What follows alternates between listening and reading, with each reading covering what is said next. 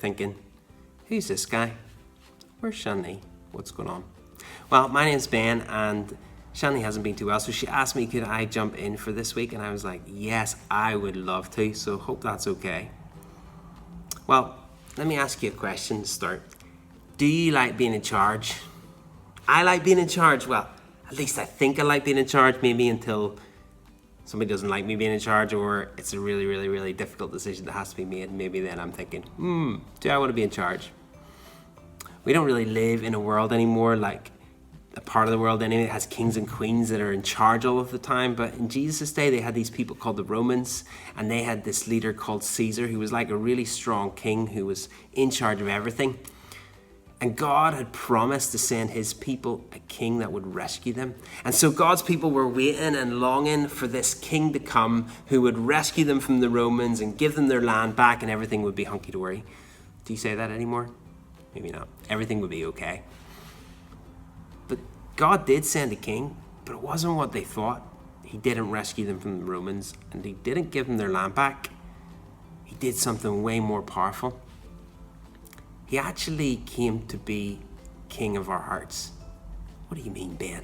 Well, Jesus came as God's king to deal with the stuff that was really the problem, which was the stuff inside of us, in our hearts. What we call sin actually is the stuff that causes all of the pain and damage in our world anyway. And Jesus came to rule over that, to rule over us, and to rule over our hearts, and to start changing the world from the inside out. Do you remember that from last week? Being powerful from the inside out? Well, this week we want to look at how being powerful superheroes for God actually, and being powerful in his kingdom, actually starts with bowing to the true king. I would like to read you a story from the Bible. Is that okay? It's found in the Gospel of Mark and chapter 11, if you ever want to find it. And it's about a king. So, let me read it to you. It says this: when they were nearing Jerusalem at Bethpage and Bethany on the Mount of Olives, Jesus sent off 2 disciples with instructions. Go to the villages from across from you. As you enter them, you'll find a colt tethered. What does that mean? Well, it's like a donkey that was tied up. One that's never been ridden. Untie it and bring it here. And if anybody asks you, what are you doing? Say, the master needs him, and we'll return him right away. Well, they went and they found a colt, a donkey, tied to a door around the street corner, and they untied it. And some of those who were standing around said, hey, what are you doing untying our colt, our donkey? The disciples replied exactly as Jesus had told them, and the people let them alone. Then they brought the colt to Jesus. They put their coats over it, and he got on to ride the donkey. Then the people that were around him as Jesus rode gave him a wonderful welcome. They started throwing their coats on the floor in front of the donkey, and others started spreading out leaves that they cut from the fields. Running ahead of him and following him, they were calling out this: Hosanna, blessed is he who comes in the name of the Lord.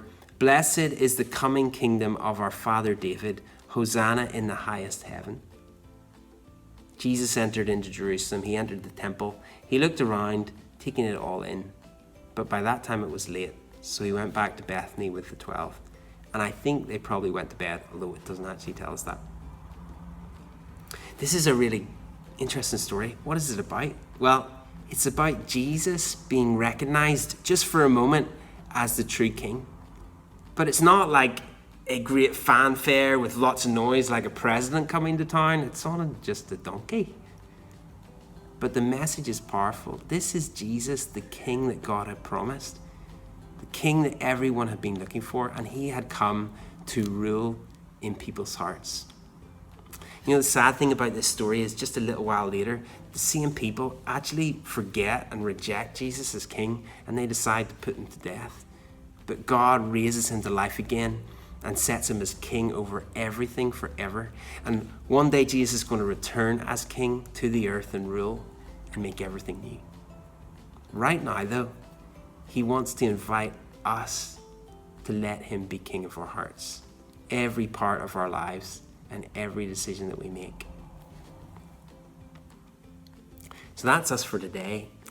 I would love to invite you, if you're at home doing this as a family, to go over to our website www.foilvineyard.co.uk/kids, and you'll find there's some games there, some questions that you can ask together, and some help to spend time with God and to ask Him to meet with you, and some things that you can do together.